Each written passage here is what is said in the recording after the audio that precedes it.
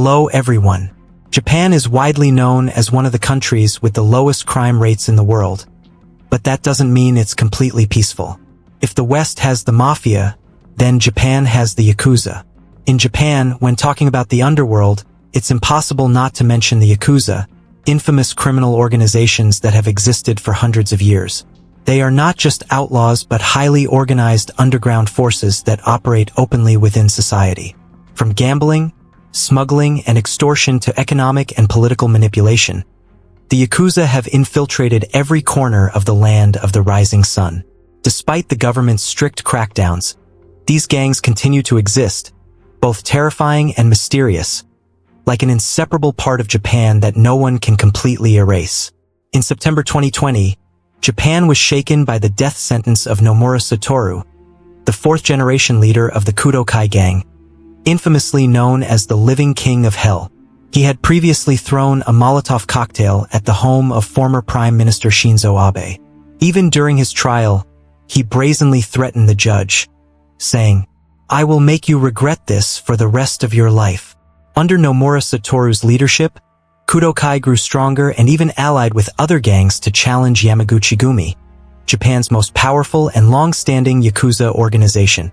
Japan is the only country in the world that legally acknowledges the existence of Yakuza groups, and Kudokai is the largest criminal organization in Kyushu. Its influence extends not only in Fukuoka but also reaches Tokyo, Chiba, and many other regions. A shocking incident. Looking at Nomura Satoru's past actions, each of his crimes was unbelievably ruthless. One of the most horrifying incidents occurred in June 2014, when Japanese media reported a brutal attack on a nurse working at a cosmetic surgery hospital. On her way home, she was viciously stabbed dozens of times in the neck, head, and body in an act of sheer brutality. After an extensive investigation, police concluded that the attack was linked to Kudokai. When this information was revealed, the international public was outraged. But why would such a notorious criminal organization target an ordinary nurse so cruelly? As it turned out, the incident was directly tied to Nomura Satoru himself. In 2014, at over 70 years old, Nomura began feeling dissatisfied with the size of his genitals. So, he decided to undergo a secretive surgical procedure at a hospital. As the leader of Kudokai, he didn't want this information to be leaked, so he only allowed a private doctor to examine him before the operation. Before the surgery, the nurses had no idea who he was. When they noticed his body covered in tattoos, one nurse jokingly said, "With so many tattoos, you must not be afraid of pain, especially if you're brave enough to have surgery down there." Hearing this, Nomura instantly flew into a rage. He believed he was being mocked, that the nurse had insulted his manhood. Furious, he jumped off the operating table, roared in anger, and refused to proceed with the surgery. The nurse and the hospital director repeatedly apologized, desperately trying to calm him down. It was only when the lead surgeon intervened that Nomura finally agreed to return to the table and complete the operation. Even though the surgery was successful, Nomura was not satisfied. He wasn't happy with the results, but what haunted him most was the nurse's remark. He convinced himself that her joke had psychologically affected him, ruining his recovery process. His irritation only grew when he experienced an allergic reaction and an infection post-surgery. The more he thought about it, the angrier he became. For a man like Nomura, such humiliation could not be ignored. 6 months later, Nomura issued an order to track down the nurse who had joked about him. Hundreds of his subordinates worked tirelessly to find her, eventually uncovering her daily routine. One night, as she was walking home, a man dressed in black suddenly appeared and blocked her path. Before she could react, he pulled out a knife and stabbed her repeatedly in the neck, head, and body. Blood splattered across the narrow alley, and she collapsed without a chance to scream for help. She could never have imagined that a harmless joke, meant to ease a patient's nerves, would nearly cost her life at the hands of one of Japan's most feared criminals. Luckily, a passerby discovered her in critical condition and immediately called an ambulance. Thanks to this timely intervention, she survived. But what was even more terrifying was what happened after the attack. Nomura Satoru himself visited the hospital where she was recovering. Standing before her hospital bed, he coldly smirked and said, "I didn't expect you to survive. Next time, be careful with what you say." His words were chilling, as if he had nothing to do with the brutal attack. Looking at this man, no one could have imagined that just months earlier, he had nearly lost his temper on the operating table over a mere joke. But this was just one of the many horrifying incidents that made Nomura Satoru infamous. Nomura was born into a wealthy family in Kitakyushu. His father was a powerful landowner. As Japan's economy recovered, his family bought large amounts of land, renting it out to factories and businesses, generating massive profits without ever needing to work. As the youngest of 6 siblings, Nomura was spoiled to the extreme, shaping him into an arrogant, reckless individual. As a child, he often stole toys from his friends and bullied children from poor families. When he reached school age, his father hoped he would have at least some ambition. Despite knowing his son's stubborn and defiant nature, he used his wealth and influence to enroll Nomura in an elite school, where only the children of aristocrats and wealthy families studied. He hoped this environment would change his son, or at the very least, teach him the manners of someone from a high-status family. But Nomura was never interested in studying. He frequently got into fights, formed gangs, and only enjoyed the feeling of being in control. One day, in an attempt to show his power to his friends, Nomura led a group of boys out of school to a bustling shopping district. They decided to steal electronics from a store. However, just as they were celebrating their stolen loot, they were caught by the shop owner and handed over to the police. The incident quickly reached the school administration. In an elite school with a long-standing reputation, having a student commit a crime was unacceptable. However, due to the Nomura family's influence, the school didn't expel him outright. Instead, they quietly suggested to his parents that it would be best for Nomura to leave the school voluntarily.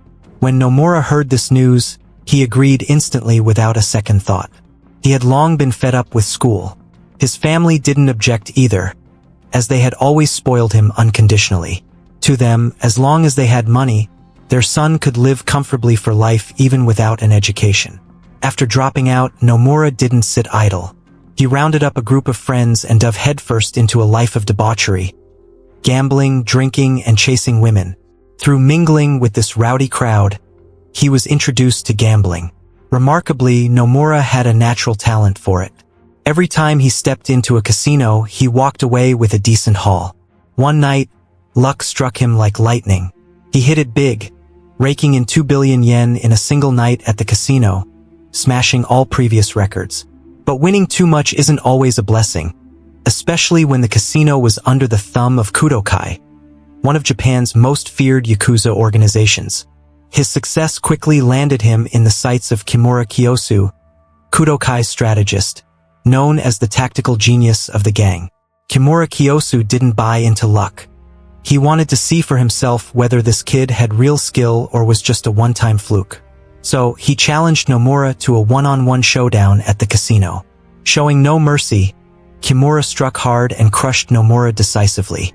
When Nomura left the table, he had lost every yen he'd won, and even owed Kimura an enormous debt. But instead of panicking or fleeing like most would, Nomura stayed eerily calm. He went home, nonchalantly asked his parents for money to pay off the debt, then returned to challenge Kimura Kiyosu again. His recklessness and arrogance left Kimura Kiyosu deeply impressed. A kid bold enough to face off against the Yakuza, fearless of heaven or earth, with a sharp mind and guts to match. This was a rare gem for the underworld. So, instead of continuing the gambling duel, Kimura Kiyosu made a different offer: join Kudokai. Without a hint of hesitation, Nomura agreed. He had already grasped the power of the Yakuza in Japan. If he could climb to the top, thousands would follow his orders. His dream of becoming a boss finally had a shot at coming true. In 1978, backed by Kimura Kiyosu's recommendation and armed with his family's vast wealth, Nomura joined Tanakagumi, the largest branch of Kudokai. At first, he was just a low-ranking thug. But to rise quickly, he didn't hesitate to bribe his superiors while aggressively building connections within the organization. However, in the Yakuza world, money and connections alone weren't enough. Ruthlessness was key. Tanakagumi's current leader, Sitaro, was a notorious cold-blooded killer. He took lives without blinking, using brutality to maintain his grip on power. If Nomura wanted to climb higher, he had to prove he was fearsome enough to replace Sitaro. The opportunity came when a rival gang let its guard down. Nomura quietly rallied his crew and launched a lightning-fast attack, personally killing the rival leader. After this, his reputation spread like wildfire, and everyone in Kudokai knew his name. That same year, Nomura's mother passed away from a severe illness, leaving him an inheritance of 7 billion yen. He immediately poured this fortune into the gang, opening his own casinos for profit. At the same time, he set his sights on the construction industry in Kyushu. Every construction company signing a contract had to pay Kudokai a 5% protection fee. Refusal meant smashed equipment and torched projects. With his ferocity and ruthless tactics, Nomura swiftly became a dominant figure in Tanakagumi. His underlings unanimously called him Big Brother, feeding his growing intoxication with power. Through sheer brutality and decisiveness, Nomura struck fear into the entire Kyushu region, earning him the nickname Living King of Hell. But for a man like him, what he had was still not enough. In 1980, Sitaro, Tanakagumi's leader, was assassinated during a gang turf war. When Sitaro fell, Nomura seized the moment to rise. He eliminated rivals and won his crew's loyalty by turning the gang's shared casino into a private operation, letting his men pocket their own profits. This move lined everyone's pockets, earning him their gratitude. Before the leadership vote even took place, Nomura effortlessly succeeded Sitaro, taking the reins of Tanakagumi. At this point, his status in Kudokai was second only to the chairman. But this wasn't Nomura's endgame. He believed power had to be absolute with no half measures.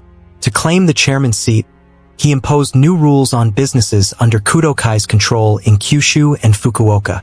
Beyond protection fees, they now had to cough up a percentage of their revenue. Leveraging his family's real estate connections, he also helped the gang's top boss secure prime land for investments. Over time, Nomura's abilities gained widespread recognition within the organization. Just 2 years after taking over Tanakagumi, he was promoted again, officially becoming the fourth-generation chairman of Kudokai in 1982. From 1982 to 2019, as Kudokai's chairman, Nomura committed countless heinous crimes. He crafted bombs for assassinations, attacked shop owners who refused to cooperate, ordered hits on police and anti-crime politicians, and targeted judicial officials and high-ranking corporate executives. To get his way, he didn't shy away from guns, Molotov cocktails, or even blowing up the homes of energy company leaders. He even had the audacity to hurl firebombs at former Prime Minister Shinzo Abe's residence and office. Under his rule, Kudokai operated like a full-blown terrorist organization. Nomura behaved like a feudal warlord, unleashing violence on anyone who displeased him. What's truly terrifying is how arbitrary his reasons often were. In 2011, he ordered his men to lob a grenade into a bar simply because he found its sign ugly. The blast gravely injured 12 innocent women, while the attacker killed himself on the spot to shield Nomura. His followers were like fanatical warriors, ready to die for their master. Nomura's crimes didn't stop there. In early 2014, when a major fisheries corporation arrived in Kyushu to invest, he personally led his crew to the fishing village's gates, demanding protection fees. The local fishermen, terrified of dealing with gangsters, were too scared to go out to sea. Faced with this situation, the head of the local fisheries association had no choice but to meet Nomura and negotiate, pleading with him to stop intimidating the villagers. Unexpectedly, Nomura saw this as an insult. He ordered a grenade attack on the fish market, killing 12 people. He then commanded the assassination of the fisheries association leader, leaving the entire village too terrified to resist and forcing them to obediently pay up. The incident spurred local authorities to hunt him down. Police set up multiple ambushes at the casinos and bars he frequented, but each attempt failed. This enraged Nomura, prompting him to retaliate. He ordered the killings of 2 police officers as a warning to the authorities. To Nomura, murder was a game. Anyone who stood in his way had to die. But the absurdity didn't end there.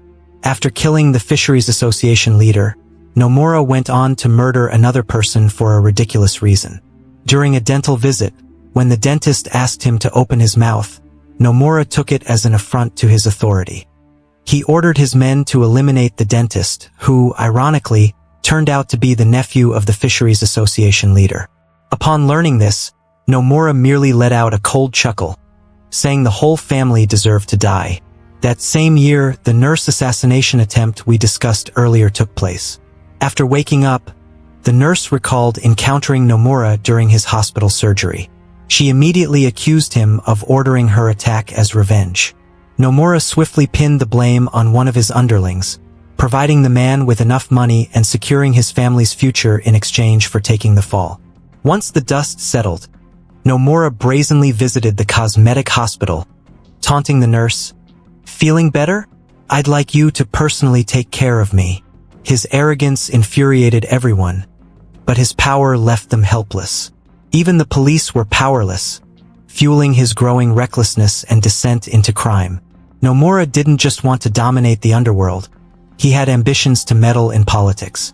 In 2019, during a parliamentary election, angered by Abe Shinzo's policies, he threw a Molotov cocktail at the former prime minister's home, setting himself on a path to ruin. This act of violence immediately landed him on the Japanese government's priority crackdown list. But Nomura wasn't your average criminal. He had powerful backers. He was closely tied to former Japanese Environment Minister Matsumoto Ryu, his brother-in-law through their marriages to two sisters, forging a tight bond between politics and the underworld. With this connection, Nomura feared no one. Plus, his crimes were always carried out by his minions, keeping his hands clean of blood. This became the key to his repeated escapes from justice. However, soon after, the deteriorating security situation in Kyushu caught the Japanese government's attention. Beyond safety concerns, Japan was preparing for the 2020 Tokyo Olympics. To showcase a safe and civilized nation, dangerous figures like Nomura had to be targeted. Japan declared that Nomura's influence was harming international relations, forcing decisive action. With U.S. military bases in Kyushu, his actions also threatened American interests, prompting the U.S. government to step in. The U.S. froze all of Nomura's international bank accounts and imposed a travel ban. During this period, Japan teamed up with the U.S., deploying 3,800 police officers to apprehend him. Despite the massive manhunt, Nomura showed no fear, confident that Matsumoto Ryu wouldn't abandon him.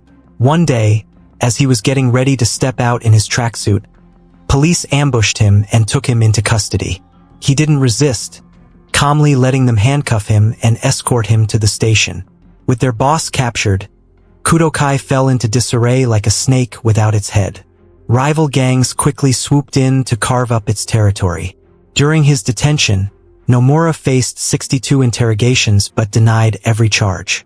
Even in court, he maintained his defiant attitude, threatening the judge mid-trial, "I'll make you regret this for the rest of your life." On August 24, 2021, the Fukuoka District Court sentenced Nomura to death for orchestrating 4 civilian attacks, convicting him of murder and organized conspiracy to kill. He became the first Yakuza boss in Japanese history to receive the death penalty. Shortly after, Kudokai appointed its 5th-generation chairman and continued operations in Kyushu. Nomura's death sentence marked the first time Japan took such a hardline stance against a Yakuza boss, signaling that the government might tighten its grip on criminal organizations in the future.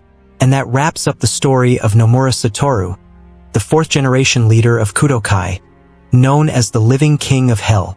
Thanks for watching, and see you in the next video.